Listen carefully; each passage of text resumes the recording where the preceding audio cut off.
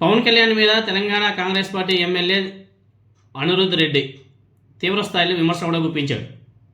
పవన్ కళ్యాణ్ రాజకీయ ప్రస్థానాన్ని సినిమా నటనతో కలిపి పోలుస్తూ కీలక వ్యాఖ్యలు కూడా చేశారు.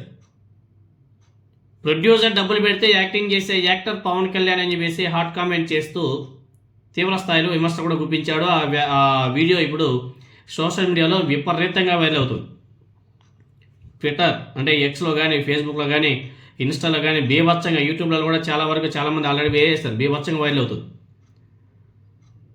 ఆయన ఇంకొక మాట అన్నాడు, 2019 ఎన్నికల్లో పవన్ కళ్యాణ్కి సరైన ప్రొడ్యూసర్ దొరకలేదు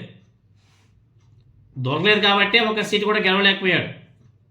అయితే 2024 ఎన్నికల్లో ప్రొడ్యూసర్గా చంద్రబాబు నాయుడు గారు అండ్ కో ప్రొడ్యూసర్గా నారా లోకేష్ దొరకడంతోనే పవన్ కళ్యాణ్ గారు గెలిచాడు అని చెప్పేసి కూడా విమర్శించాడు. ఆయన రాజకీయాలు కూడా ఆయన పవర్ స్టార్ కాదు, ప్యాకేజ్ స్టార్గా పేరు తెచ్చుకున్నాడని చెప్పేసి ఘాటుగా విమర్శ కూడా చేశాడు.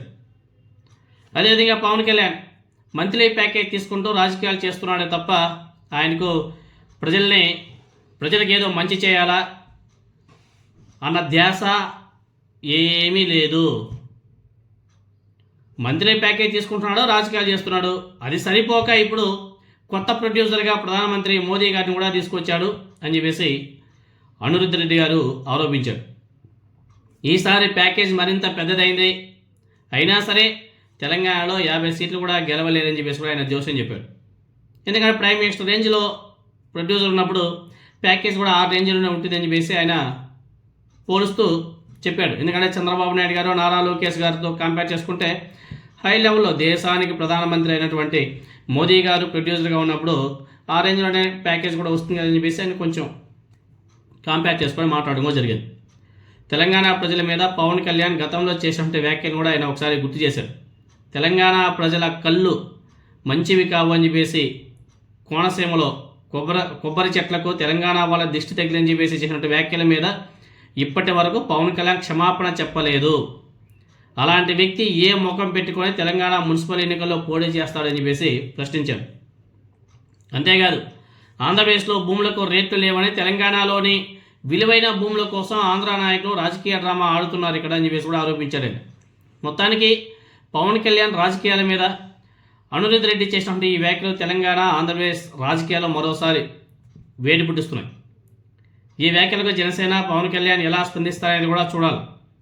చాలా ఆసక్తికరంగా మారిపోయింది. అదేవిధంగా అనిరుద్ రెడ్డి గారు మాట్లాడిన మాటలు మీరందరూ ఒకసారి వినండి. ఇప్పుడు పవన్ కళ్యాణ్ ఏమన్నాడు, నరదిష్టి తెలంగాణ వాళ్ళని అన్నారు. నిలబడేటోళ్ళకి సిగ్గుండాలి.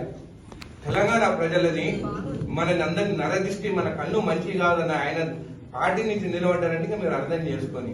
అయినా కానీ ఆయన ఒక యాక్టర్. ఈ యాక్టర్స్ ఎట్లుంటారు, ప్రొడ్యూసర్ కోసం వెతుకుతుంటారు. అంటే ప్రొడ్యూసర్స్ పైసలు పెడితే యాక్టింగ్ చేస్తారు. 2019 వితౌట్ ప్రొడ్యూసర్ పోయినాడు, ఒక సీట్ గెలవలేదు. దాని తర్వాత 2024 ఒక ప్రొడ్యూసర్ చంద్రబాబు నాయుడుని వెతుకున్నాడు, కో ప్రొడ్యూసర్ లోకేష్ ని వెతుకున్నాడు, గెలిచిండు. మళ్ళీ ఇప్పుడు ఏం చేసిండు, అక్కడ అయిపోయింది. Monthly package star, Pawan star అని పేరు తెచ్చుకున్నాడు.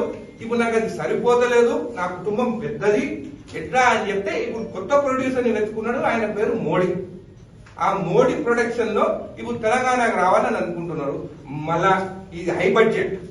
కొన్నిసార్లు హై బడ్జెట్ 1000 కోట్లు పెట్టినవి కూడా 50 కోట్లు రావు.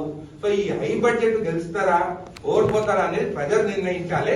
ముందు ఆ ఈగో ఎందుకు ఆయన అడ్డం పెట్టుకుంటున్నా అక్కడ. నేను కూడా ఆయన ఫ్యాన్, చిరంజీవి మూవీ చూస్తాను, బాలకృష్ణ మూవీని చూస్తాను. ఏ మూవీ బాగుంటే ఆ మూవీ చూస్తాం. తెలంగాణకి వచ్చిన తర్వాత మళ్ళా ఆందోళన కన్ను మన తెలంగాణ పైన పడ్డది. మన భూములు